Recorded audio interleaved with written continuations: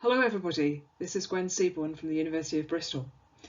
I'm going to talk to you today about something from my current work, medieval petty treason, which fairly obviously is of interest to people who like medieval things, but I also want to try and draw out points for everyone who has any interest in law and history or legal history, and if possible to make some links or points for teaching as well. I'd like us to get into thinking about petty treason by means of a case. So let's take a quick trip back to southeast England in the later medieval period to 1433, Michaelmas term, so the autumn. And an entry on the King's Bench roll for 1433 Michaelmas tells us that on the 11th of June 1433, at a lower court in Dunstable, Bedfordshire, 12 jurors reported that Marjorie Andrew, lately wife of Walter Andrew of Dunstable, and Thomas Tattenall of Dunstable, boot and shoemaker, and servant of the said Walter, on the 10th of August 1431, and long before and after at Dunstable, had been living together in adultery. What's more, they'd been wasting or running through the goods and chattels of the said Walter, and, even worse, so that Walter didn't find out about their goings-on, they were plotting his death. And it wasn't just a plot. Afterwards, on the 5th of March, Ash Wednesday 1432, at twilight in Dunstable, in the highway called the White Way, Thomas lay in wait. He did so by the advice, help, consent and assistance of Marjorie, reminded, and according to the plan that they'd made together to kill and murder Walter Andrew, then Marjorie's husband and Thomas's master. That's reinforced once again. Walter, it's reported, came from Whipsnade Woods, where he'd been working all day, hard, towards his house at Dunstable, to rest for the night. The word for rest, which is being used here, is requiem. It's quite evocative. Thomas feloniously and treacherously killed and murdered him with a long bill, so a pole arm.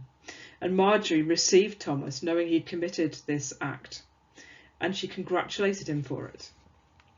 The matter was brought into the Central Royal Court, the King's Bench, and eventually a jury was summoned. Marjorie and Thomas pleaded not guilty, but the jury found them guilty. Two people found guilty then of this offence, but they will be treated in rather different ways. Despite the fact that it's supposed to be Thomas who wielded the blow and Marjorie is in the background, inciting, helping, etc., it is she who gets the harsher treatment. So Thomas can and does, as a man, claim benefit of clergy. So he says that he is a cleric. Marjorie cannot claim that. So Thomas goes off to the ecclesiastical authorities. His claim of benefit of clergy succeeds. Marjorie is ordered to be burnt. In fact, the record says burnt, etc. Therefore burnt, etc. I do like a medieval etc. This is something that I do like to point out, to my students. And etc. says so much. It's saying this is normal. You know what we mean. It's an extreme shorthand. And when it's used in this sort of context, where it's something we find shocking, it really is an interesting marker of distance. So etceteras are fascinating. Let me leave Marjorie, Thomas and Walter, at least for now, and just expand a little bit on what petty treason was understood to be.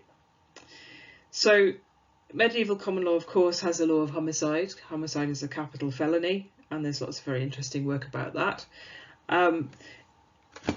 There's also this set of situations, wife kills husband, but not only wife killed husband, singled out as deserving special treatment. So the other two, which are listed in a statute of the mid-14th century, the Statute of Treasons 1351-1352, are master kills servant and religious inferior kills religious superior. These are conceived of as offences against hierarchy, natural order, and a duty of obedience. I've mentioned and I've put up on screen text from this statute from the mid-14th century, but this is not just a top-down thing.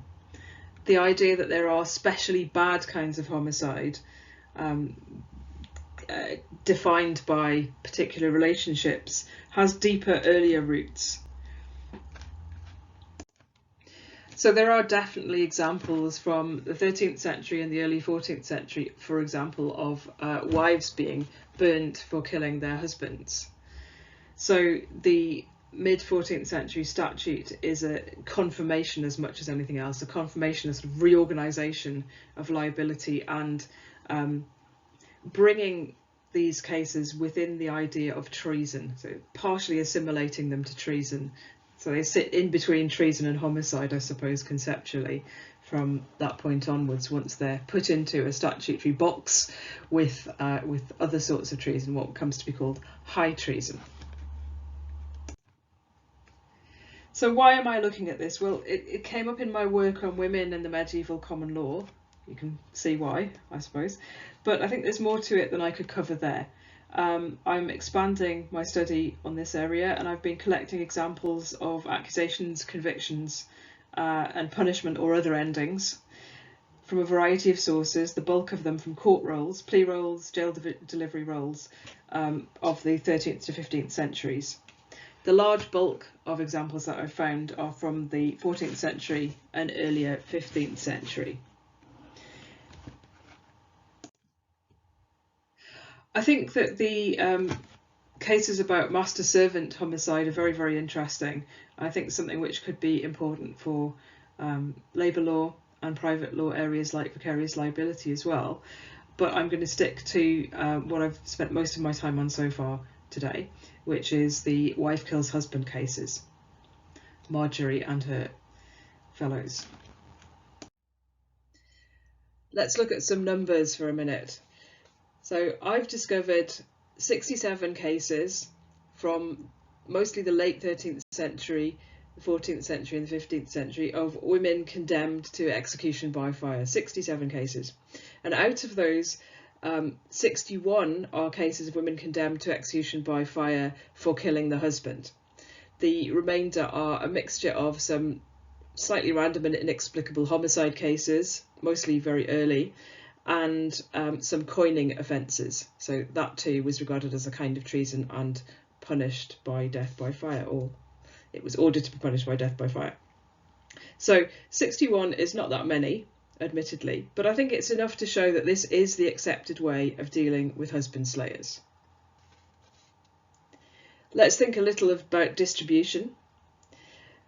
I want to think about it geographically and first temporally. So we can see that there's a bit of a peak going on in the 1390s to 1400s, and that is something that might be worth discussing.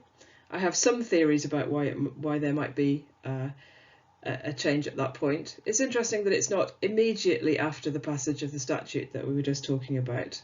So the takeoff is delayed by some decades. The slip away might be a little artificial at the end of the graph there, in that there are some issues with records which are as likely as anything else to be causing that. So I'm not sure my study of the 15th century is a bit hampered by records issues. In terms of geographical distribution, I think this backs up the idea that this is the accepted method of responding to women who kill their husbands, because I have examples from across England. So with the exception of the very far north, I don't have any cases from Durham, Northumberland, Westmoreland, Cumberland, but pretty much everywhere else is represented. So I've got 27 different counties in my table of doom. And should you be interested, the top burning counties are Bedfordshire, Sussex and Yorkshire. I'm not sure I can explain that.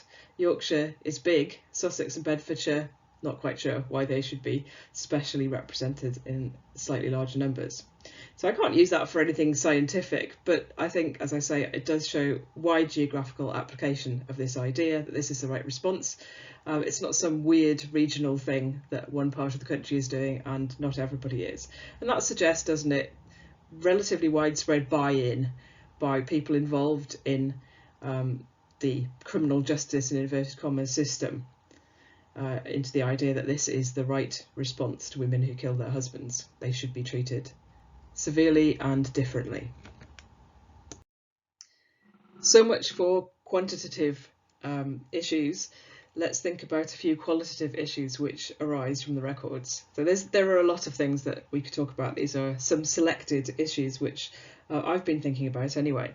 The first couple are about language. So from burnt to burnt, here I'm thinking about, can I be sure that a sentence that somebody was to be burnt means that they in fact were burnt? I have in my notes at the side here, don't be Naomi Wolf.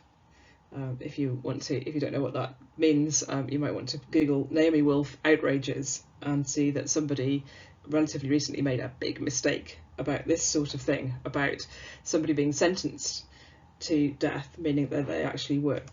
Anyway, in my particular context, it's a bit more difficult than Naomi Wolf's 19th century context to be sure about this, and it would be a bad mistake to get this wrong, I think. So I am thinking about it.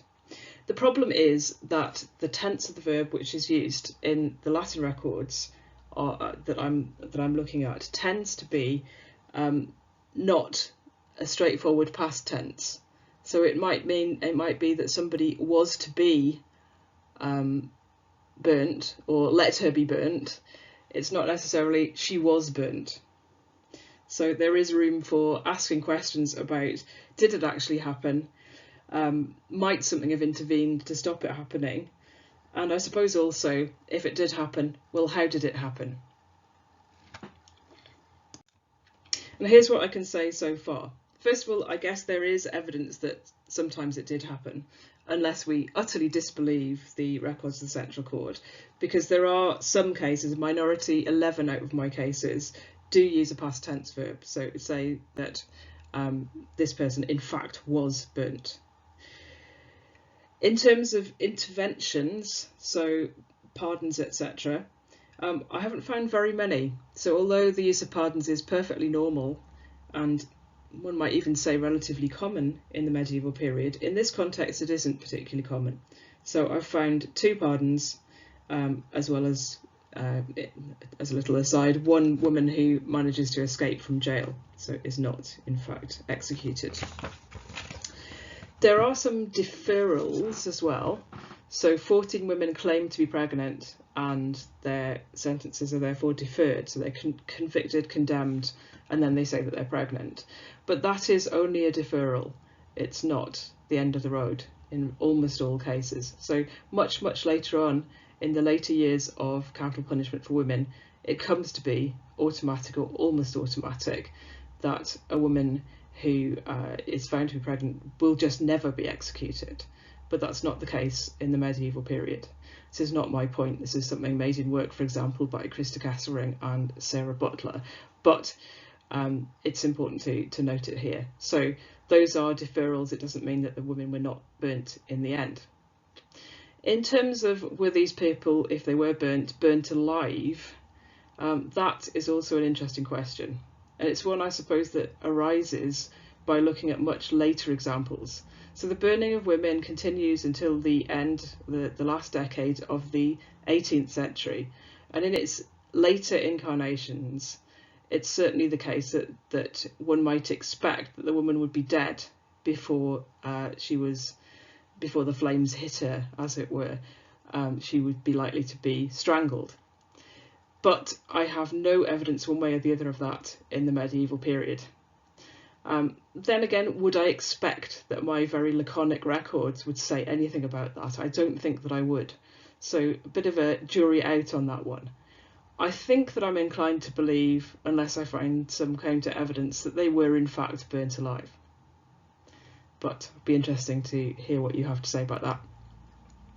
Okay, moving on. My next point is also a bit of a linguistic point, and also, I guess, a little bit vague.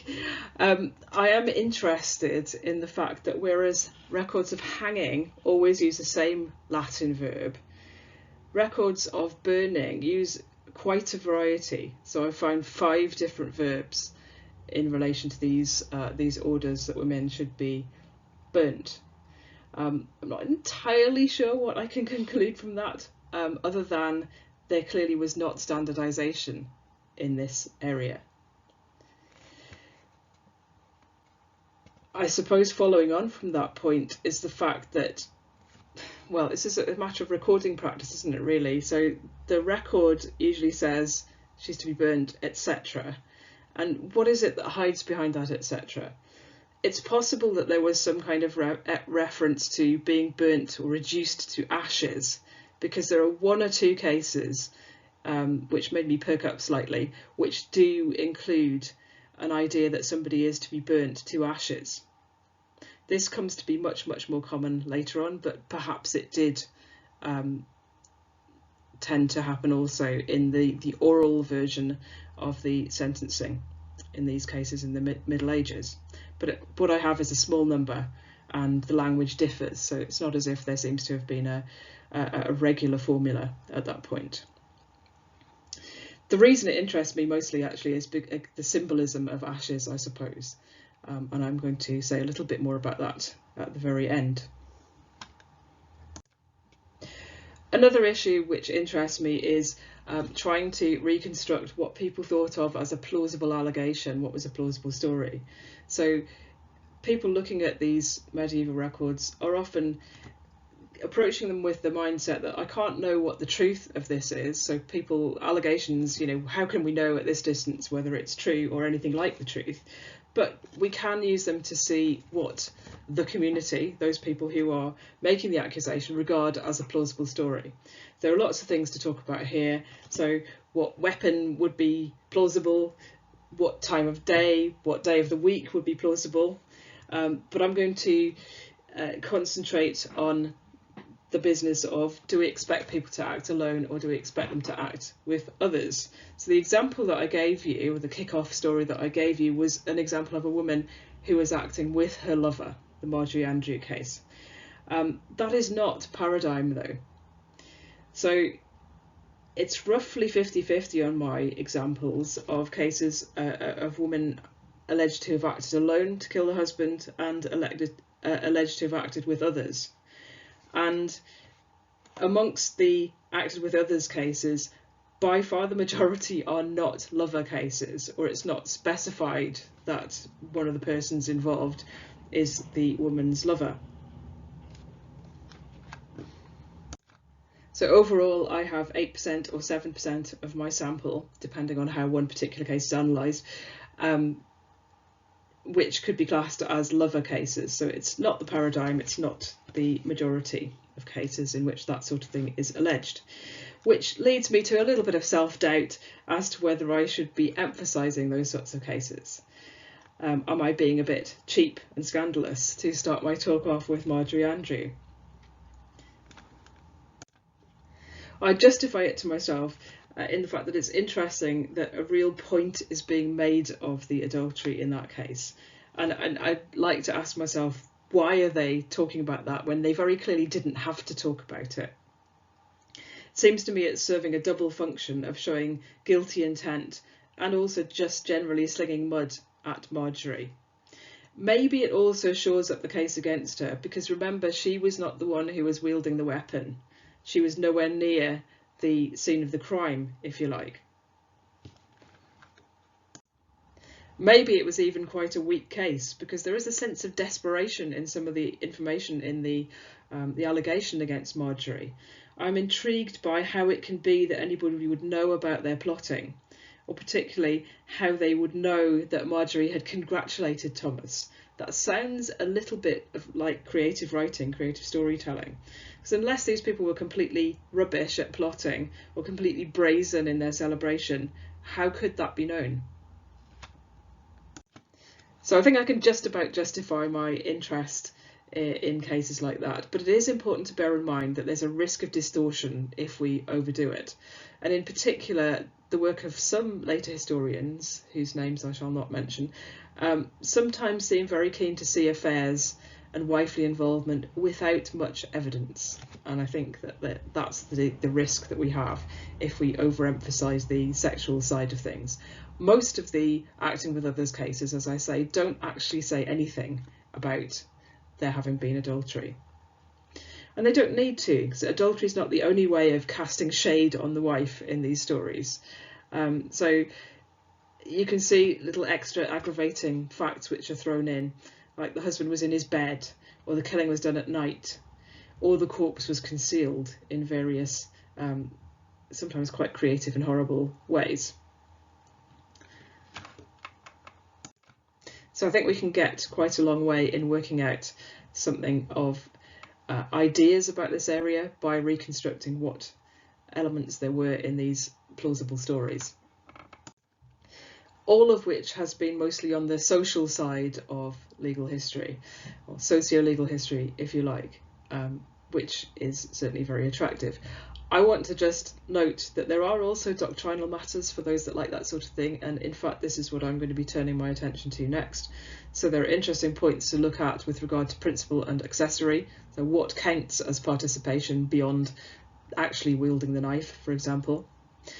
There is an intriguing issue with regard to attempts. So do attempts to kill the husband count as just as bad? So in treason, attempted treason and treason are in a way assimilated. Is that also the case with petty treason? There are some snippets that I need to follow up with regard to that. There are also procedural matters to do with how the cases are started in the first place, who starts the cases in the first place, and the very next thing I'm going to be looking at is what I call double cross appeals, which are cases in which a wife brings a private prosecution against somebody she alleges to have killed her husband, and then she herself is also accused.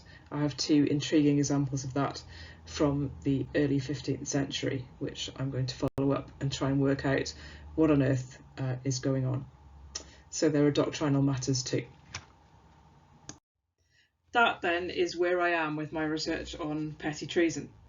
So one of my bigger conclusions is that burning as a penalty for wives is not common, but it is accepted. It's not avoided. In fact, it seems to be sought by jurors pushing and insisting on facts which bring somebody like Marjorie Andrews within liability for petty treason and mean that she will be sentenced to burn.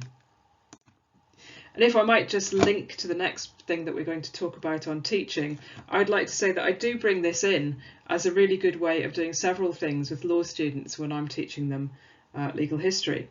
First of all, it's a good way of getting them to take gender and status differences seriously. It's also a good way of showing them pathways to the formation of law and practice. It's a really nice example of imposition from above, but also influence from below as well. I find it useful in getting them to engage with something deeply foreign, but to try and make them do it in a non-Whiggish, non-horrible histories kind of way. There is of course the danger that looking at this, taking it out and emphasising it, plays into the narrative of the past as bad and particularly the medieval as brutal. And that is something that we must keep in mind. But I think it can also get students thinking. One thing I like to do with them is to try and shift their focus from the cruelty point to the less immediate point to most of us of remains and commemoration. So, of course, death by burning is not just about the fire, it's also about the ash. It's about extirpation, de-individualisation of the person who's being burnt. And maybe that would have been particularly horrifying in different cultures. That's something I try to bring home to students. These burned women don't get a burial, do they? And yet it's an interesting paradox that the fact that they're going to be obliterated is recorded in permanent form on parchment, which is deliberately kept. And with a bit of work, these terse entries on bits of parchment can give us occasional flickering glimpses of their lives, their deaths, their world, etc. Thank you very much.